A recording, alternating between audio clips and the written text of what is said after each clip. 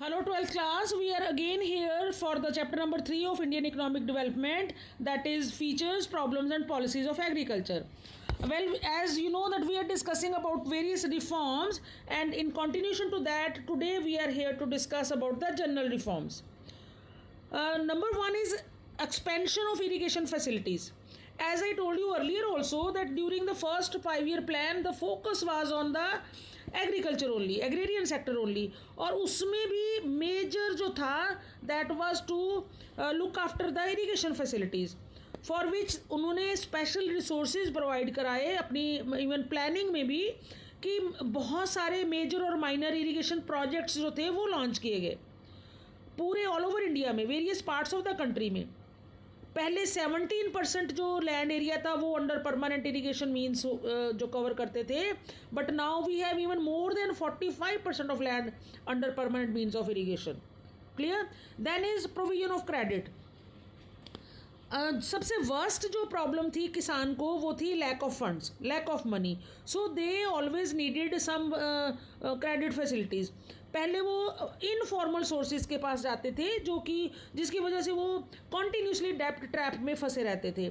But now the government took an initiative and government ने किसान को लो रेट ऑफ इंटरेस्ट पे credit facilities provide कराने के लिए so many cooperative credit societies जो थी उनको सेटअप किया.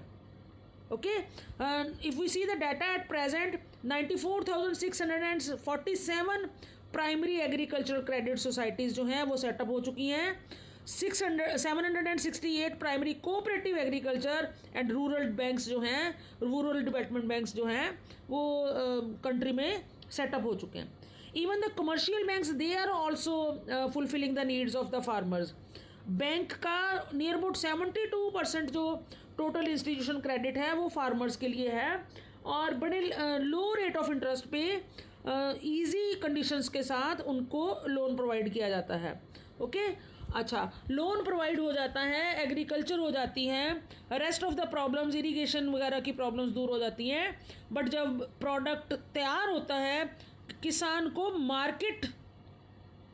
मार्केटिंग की प्रॉब्लम आती थी, तो उसके ऊपर भी गवर्नमेंट ने took initiative and they formed many regulated markets and cooperative marketing societies जिसमें प्रॉपर जो रेट पे किसान की जो प्रोडक्ट है, प्रोड्यूस है, फसल है, उसको ख़रीदा जाता था. एंड इसकी वजह से जो रेगुलेट करने की वजह से मार्केट से जो इन बिटवीन जो इंटरमीडिएटरीज का रोल होता था, जो सेल और परचेज़ की एक्टिविटीज़ में अपने आप को इन्वॉल्व रखते थे और उसका कुछ परसेंट उनके पास चला जाता था, वो इंटरमीडिएटरीज जो थे, एक्सप्लॉयटेशन मिडल मैन जिनको बोलते हैं, उनका एक्सप्लॉयटेशन रोकने के लिए ये स्टेप लिया गया था. बहुत सारी कोऑपरेटिव मार्केटिंग सोसाइटीज़ को एनहांस किया गया. इन सोसाइटीज़ की जो थी वो जो भी ग्रेड का उसका क्रॉप है उसको जो प्राइसेस हैं जो उसकी अगेंस्ट ड्यू होते थे उस प्राइसेस पे गवर्नमेंट खरीदती है produce from the farmers. Similarly price support policy, मतलब जो पॉलिसी प्राइस गवर्नमेंट फिक्स करती थी जिसको मिनिमम सपोर्ट प्राइस हम कहते हैं, कि किसान के प्रोड्यूस की कम से कम अमाउंट जो है minimum support price government fix कर देती है कि no due to any intermediatory, due to any other reasons, farmer के जो है उसके साथ उसके राइट्स को प्रोटेक्ट किया जाए, उसको प्रॉपर जो रेट है कम से कम मिनिमम सपोर्ट प्राइस वाला रेट तो है वो तो उस फार्मर को मिले ही मिले. ठीक है, so this was all about your all the 3 kinds of reforms. We read all the reforms under 3 different headings. Number 1, technical reforms.